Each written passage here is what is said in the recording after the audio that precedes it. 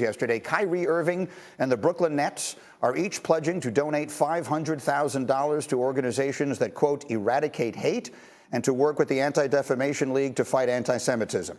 The announcement came last night, which is 6 days after Irving's controversial social media post about a book and a movie that feature anti-Semitic tropes. The Nets, the ADL, and Irving all released statements yesterday. Irving's statement reads, in quote, I oppose all forms of hatred and oppression and stand strong with communities that are marginalized and impacted every day. I am aware of the negative impact of my post towards the Jewish community, and I take responsibility. I do not believe everything said in the documentary was true or reflects my morals and principles. I'm a human being learning from all walks of life, and I intend to do so with an open mind and a willingness to listen. So from my family and I, we meant no harm to any one group, race, or religion of people, and wish to only be a beacon of truth and light. The Nets have not made Kyrie Irving available to reporters since Saturday night's tense press conference that followed a Brooklyn loss. The post itself was deleted on Sunday night. All right, we'll pause on that thought. We'll come back with more football conversation. How about the Philadelphia Eagles? Last thing you were expecting to happen in the finish of the night. Let's pick this thing up late in the fourth quarter, guys. Pelicans are down by 3, but they've got Zion. Zion, a little give, a little go. Throws it down. He had 27. It's a 1-point game. Then they would make 2 free throws. So the Lakers are down 1. 20 seconds left. Got to go to LeBron. LeBron working. Looking, no good. Pelicans get the rebound. Lakers need to foul. They can't. Larry Nance ahead of the pack. Oh, my goodness, the Lakers are down by 3. Last chance, Lakers looking to draw something up. 1.3 seconds remaining. Where are you going to go? How about Matt Ryan for a corner 3? Yes, this Matt Ryan. Oh, and he knocks it down. The unexpected hero sends this game into overtime, where the Lakers would take control. Pelicans down by 1. It's Zion. He's looking to get it to go. He can't. LeBron's going to get the board and go the other way. Anthony Davis cherry picking. He had 20 points, 16 rebounds. Lakers by 3. Next Laker possession. LeBron, he had 20 points, 10 boards, 8 assists. Take this one himself. Lakers find a way to win. After the 0-5 start, they've won 2 in a row. Matt Ryan, the hero last night. LeBron, how about it? It was a great play call by Coach. And to have a sniper like Matt to knock it down, stay ready, big time shot for him. My confidence is, when it comes to shooting, is unwavering. I mean, I wouldn't be here if that wasn't the case. So Matt Ryan, this sort of saves the day. During the 0-5 start, the Lakers had the worst offense in the NBA. During these 2 wins, it's up over. VP is your kicker. There's some problems. So the Patriots need to figure it out, or else they're not a playoff team. And the division just got tougher in Miami, too. Hey, Dominique, fact or fiction, the Vikings are Super Bowl contenders. Absolutely fact. They have just about everything that you would need. A quarterback that you can trust, a really good offensive line, 2 pass rushers on defense. Granted, there's some other holes on defense. And, of course, they got Justin Jefferson, a real playmaker, a top 5 receiver in this league, and not to mention Adam Thielen on the other side. They have all the pieces if they can put it all together, and a smart young coach.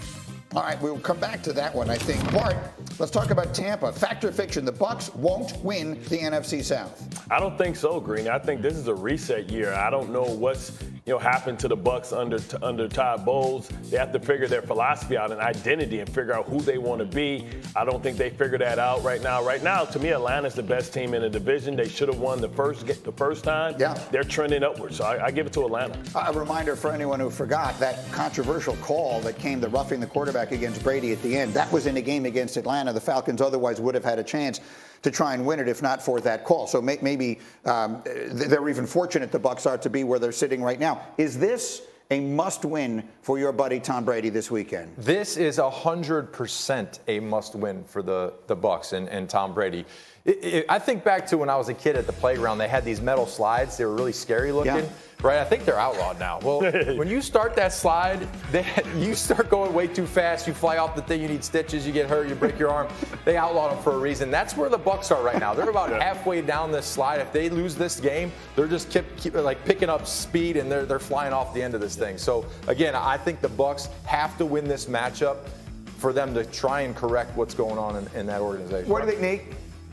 I'm with you. I don't know where that metaphor was going, but I'm a good teammate, so I like it. It seems like they're more like they're on the monkey bars and there's some rungs missing. So I don't know what's going to happen. Those rungs need to show up and fortify the inside of that offensive line. And Tom Brady went down to Tampa Bay because he needed help. No quarterback is going to be able to lift the team by himself. He's not getting the help that he needs. If you watch these games, most of them, you see that Tom Brady still has it. He still has the same ability that it seemed like he's had for the past several years.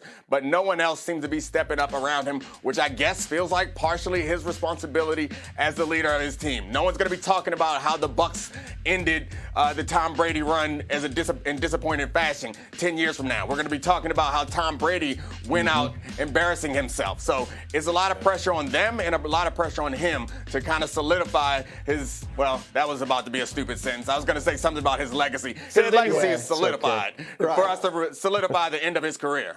We're just talking about a season. We're just talking about the ending here. And you hate to see it end this way, but it so frequently does for the all-time greats. Yeah. Yeah. Either die the hero or stay around long enough to see yourself become the villain. And at this point, remember all the great young, older quarterbacks that we see. Peyton Manning kind of comes up to mind to me. Now he doesn't look as bad as Peyton Manning looked because his body just failed him. But the fact that you have to have a infrastructure, you have to have a roster that can carry an older quarterback. You ask him to be great in spurts. They're asking Tom Brady to be great the entire game and be the best player on the field. At this point, he needs a strong run game and the opportunity to use his football acumen when he sees something that his mind has seen before to make teams pay. Right now, they can't do that. You know what he needs more than that? He needs the dominating defense we all thought he had. What happened to them, Bart? We opened the show today saying Green Bay's defense has been a disappointment. What happened to Todd Bowles' defense? And that's the issue, right? Because sometimes when you give somebody else the opportunity, well, Todd is still making the calls, but when you become the head coach, it's tough. And this team looks like a team that doesn't have an identity. I don't know what the philosophy is. You have two coordinators. You have Brian Leftwich, who's kind of trying to show that he's a football savant. And sometimes you have to just keep it simple, stupid, and just run the football and play and lean on your team. They look like two individuals that's separate. What do you think, Danny? It's a big challenge for Todd Bowles right now because, you go back 2 years when they were kind of struggling in Brady's first year, not playing as well as we thought they would. And, you had Bruce Arians out there, boisterous, we can do anything we want on offense, we're good enough to beat it. That kind of attitude is something the team could use. I mean, Todd Bowles may be completely capable of instilling that in maybe a different way than Bruce Arians did, but he's got to. Something's got to happen from the top to fire this team up and get it going the right way. The one good thing they have going for them, to go back to the slide, is that while they may be barreling down that slide, at the bottom of it is the Rams with a broken leg already to cushion their fall. So that if you just look at it relative, the game sets up okay for them. But yeah, I do think it's time for them to start playing well. You guys hung out in some frightening playgrounds. You didn't mention you get a third-degree burn off of that thing. You slide down there in July or August. Really that thing's hot. Any of us are alive. You cannot, under any circumstances, it builds character. You can't go on a slide in shorts. There are very few offense rules in life, but one of them is do not go on a slide in shorts. All right, much more football as we go. But you know what? We thought Matt Ryan, we had seen the last of him. Think again. Lakers last night again.